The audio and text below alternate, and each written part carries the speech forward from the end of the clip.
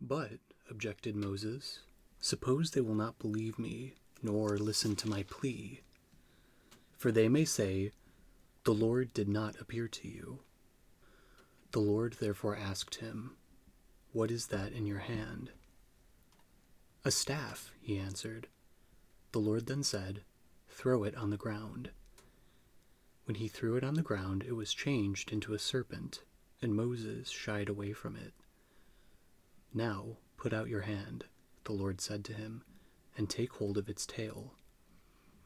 So he put out his hand and laid hold of it, and it became a staff in his hand. "This will take place so that they may believe," he continued, "that the Lord, the God of their fathers, the God of Abraham, the God of Isaac, the God of Jacob, did appear to you." Again the Lord said to him, "Put your hand in your bosom." He put it in his bosom, and when he withdrew it, to his surprise his hand was leprous, like snow. The Lord then said, "Now put your hand back in your bosom." Moses put his hand back in his bosom, and when he withdrew it, to his surprise it was again like the rest of his body. "If they will not believe you, nor heed the message of the first sign, they should believe the message of the second.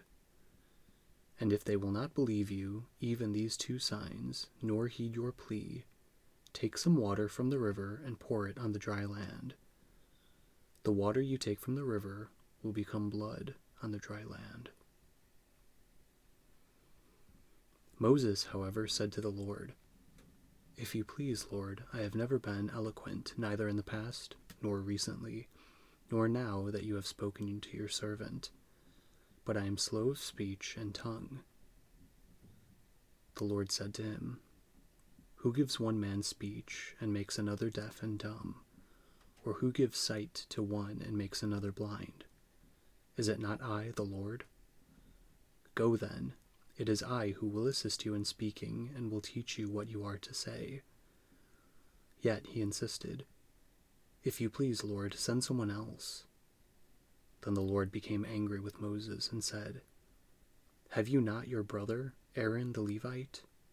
I know that he is an eloquent speaker. Besides, he is now on his way to meet you. When he sees you, his heart will be glad. You are to speak to him then and put the words in his mouth. I will assist both you and him in speaking and will teach the two of you what you are to do. He shall speak to the people for you. He shall be your spokesman, and you shall be as God to him. Take this staff in your hand. With it you are to perform the signs." After this, Moses returned to his father-in-law Jethro and said to him, "Let me go back, please, to my kinsmen in Egypt, to see whether they are still living." Jethro replied, "Go in peace." In Midian, the Lord said to Moses, "Go back to Egypt, for all the men who sought your life are dead." So Moses took his wife and his sons and started back to the land of Egypt, with them riding the ass. The staff of God he carried with him. The Lord said to him, "On your return to Egypt, see that you perform before Pharaoh all the wonders I have put to your power. I will make him obstinate, however, so that he will not let the people go. So you shall say to Pharaoh, 'Thus says the Lord, Israel is my son, my firstborn. Hence I tell you, let my son go, that he may serve me. If you refuse to let him go, I warn you, I will kill your son, your firstborn.'" On the journey, at a place where they spent the night, the Lord came upon Moses and would have killed him. But Zipporah took a piece of flint and cut off her son's foreskin, and touching his person, she said, "You are a spouse of blood to me." Then God let Moses go. At that time she said, "a spouse of blood," in regard to the circumcision. The Lord said to Aaron, "Go into the desert to meet Moses." So he went, and when they met at the mountain of God, Aaron kissed him. Moses informed him of all the Lord had said in sending him, and of the various signs he had enjoined upon him. Then Moses and Aaron went and assembled all the elders of the Israelites. Aaron told them everything the Lord had said to Moses, and he performed the signs before the people. The people believed, and when they heard that the Lord was concerned about them and had seen their affliction, they bowed down in worship. After that, Moses and Aaron went to Pharaoh and said, "Thus says the Lord, the God of Israel, let my people go, that they may celebrate a feast to me in the desert." Pharaoh answered, "Who is the Lord that I should heed his plea to let Israel go? I do not know the Lord. Even if I did, I would not let Israel go." They replied, "The God of the Hebrews has sent us word. Let us go a 3 days' journey in the desert, that we may offer sacrifices to the Lord our God. Otherwise he will punish us with pestilence or the sword." The king of Egypt answered them, "What do you mean, Moses and Aaron, by taking the people away from their work? Off to your labor." "Look how numerous the people of the land are already," continued Pharaoh, "and yet you would give them rest from their labor." That very day Pharaoh gave the taskmasters and foremen of the people this order: "You shall no longer supply the people with straw for their brick-making, as you have previously done. Let them go and gather straw themselves. Yet you shall levy upon them the same quota of bricks as they have previously made. Do not reduce it. They are lazy. That is why they are crying, 'Let us go to offer sacrifice to our God.' Increase the work for the men, so that they keep their mind on it and pay no attention to lying words." So the taskmasters and foremen of the people went out and told them, "Thus says Pharaoh, I will not provide you with straw. Go and gather the straw yourselves, wherever you can find it. Yet there must not be the slightest reduction in your work." The people then scattered throughout the land of Egypt to gather stubble for straw, while the taskmasters kept driving them on, saying, "Finish your work, the same daily amount as when your straw was supplied." The foremen of the Israelites, whom the taskmasters of Pharaoh had placed over them, were beaten, and were asked, "Why have you not completed your prescribed amount of bricks yesterday and today, as before?" Then the Israelite foremen came and made this appeal to Pharaoh: "Why do you treat your servants in this manner? No straw is supplied to your servants, and still we are told to make bricks. Look how your servants are beaten. It is you who are at fault." Pharaoh answered, "It is just because you are lazy that you keep saying, 'Let us go and offer sacrifice to the Lord.' Off to work then. Straw shall not be provided for you, but you must still deliver your quota of bricks." The Israelite foremen knew they were in a sorry plight, having been told not to reduce the daily amount of bricks. When therefore they left Pharaoh and came upon Moses and Aaron, who were waiting to meet them, they said to them, "The Lord look upon you and judge. You have brought us into bad odor with the Pharaoh and his servants, and have put a sword in their hands to slay us." Moses again had recourse to the Lord and said, "Lord, why do you treat this people so badly? And why did you send me on such a mission?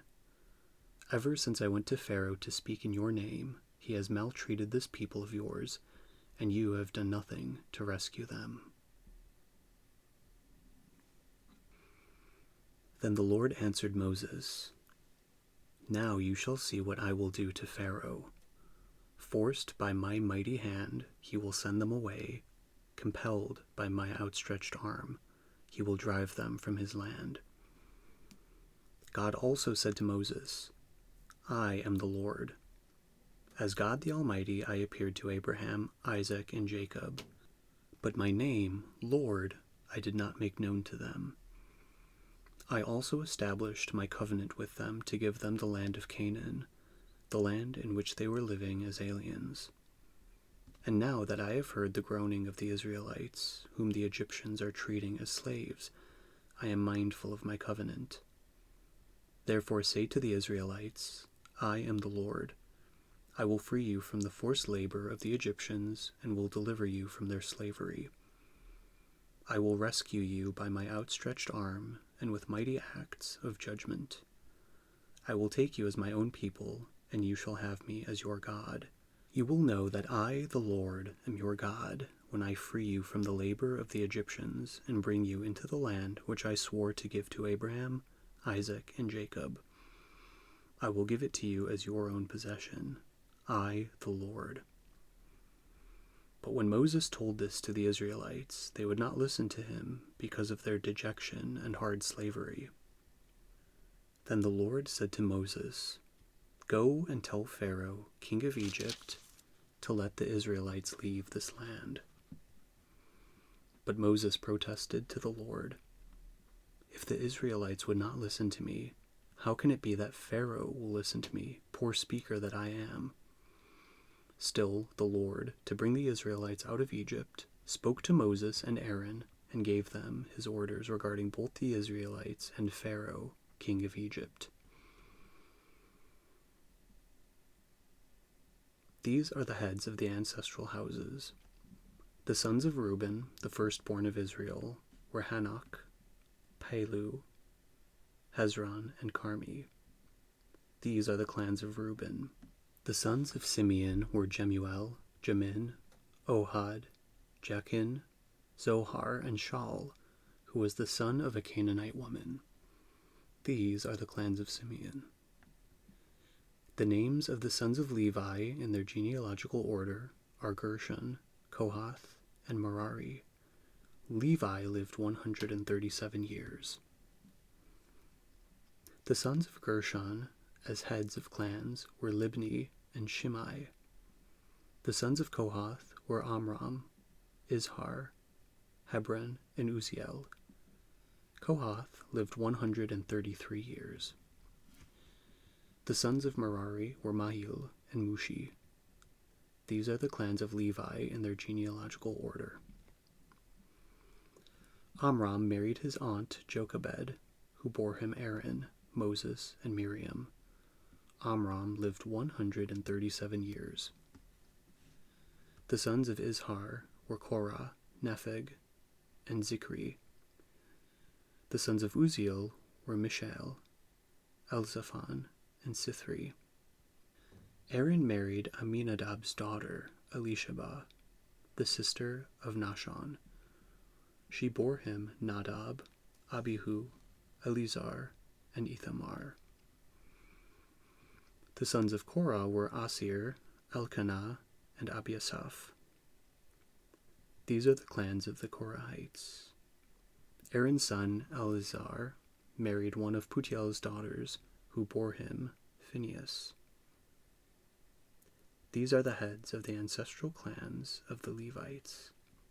This is the Aaron, and this is the Moses, to whom the Lord said, Lead the Israelites from the land of Egypt, company by company. These are the ones who spoke to Pharaoh, king of Egypt, to bring the Israelites out of Egypt, the same Moses and Aaron. On the day the Lord spoke to Moses in Egypt, he said, I am the Lord. Repeat to Pharaoh, king of Egypt, all that I tell you. But Moses protested to the Lord, Since I am a poor speaker, how can it be that Pharaoh will listen to me?